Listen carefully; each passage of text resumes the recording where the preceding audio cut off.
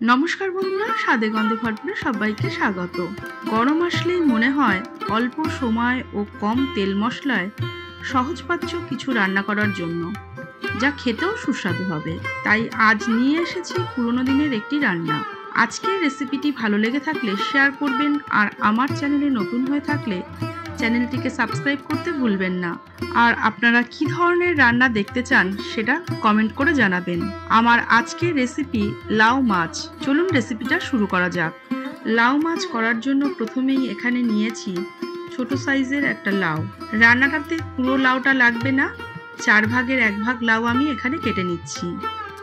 প্রথমে খোসা ছাড়িয়ে পাতলা ও চওড়া টুকরো করে কেটে নিয়ে জলে ভিজিয়ে রাখবো।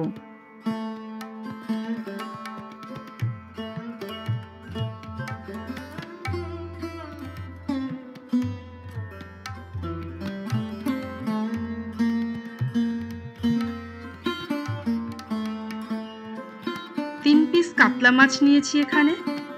মাছের মধ্যে লবণ ও হলুদ মাখিয়ে নিচ্ছি। এবার কড়াইতে তেল দিয়ে মাছগুলোকে হালকা করে ভেজে নেব। এই রান্নাটাতে মাছগুলোকে খুব বেশি লাল করে ভাজার প্রয়োজন নেই। মাছগুলো ভাজা হয়ে গিয়েছে, এবার তেল থেকে তুলে নিচ্ছি।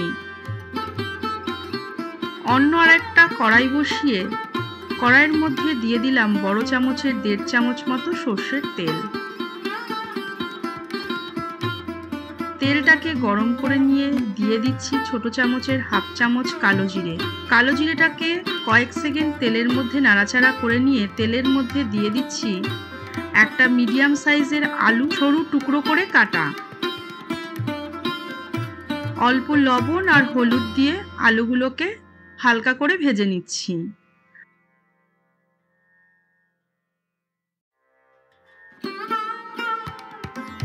আলুগুলো ভাজা হয়ে গিয়েছে, এবার দিয়ে দিচ্ছি ছোট চামচের 1/2 চামচ জিরে বাটা আর ছোট চামচের 1 চামচ মতো হলুদ গুঁড়ো।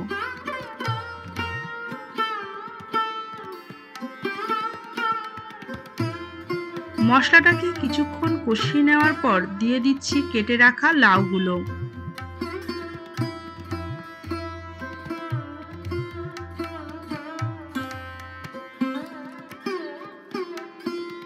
লাউগুলোকে দিয়েও মশলার সঙ্গে কিছুক্ষণ একটু নাড়াচাড়া করে নিয়ে একটা ঢাকা লাগিয়ে দিচ্ছি, যাতে লাউগুলো নরম হয়ে যায়। মিনিট খানেক পর ঢাকাটা খুলে নিচ্ছি। লাউ থেকে একটু জলও বেরিয়েছে। এবার দিয়ে দিচ্ছি ছোট চামচের 1/2 চামচ মতো আদা বাটা। আদা বাটাটাকে দিয়ে লাউয়ের সঙ্গে আরও কিছুক্ষণ একটু নাড়াচাড়া করে নিয়ে দিয়ে দেব 1.5 গ্লাস মতো জল, স্বাদ মতো লবণ আর 2টো কাঁচা লঙ্কা।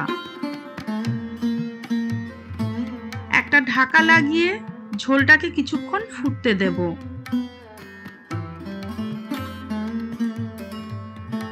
কিছুক্ষণ পর ঢাকাটা খুলে নিচ্ছি। ঝোলটাও ফুটে গিয়ে লাউ ও আলুগুলো সেদ্ধ হয়ে গিয়েছে। একটা ভেঙে দেখিয়ে দিচ্ছি।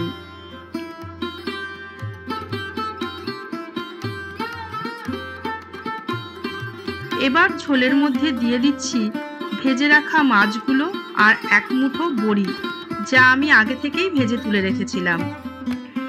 এবার ঝোলের মধ্যে মাছগুলো ফুটতে ফুটতে দিয়ে দিচ্ছি সামান্য পরিমাণে চিনি আর 1 মুঠো মতো ধনেপাতা কুচি।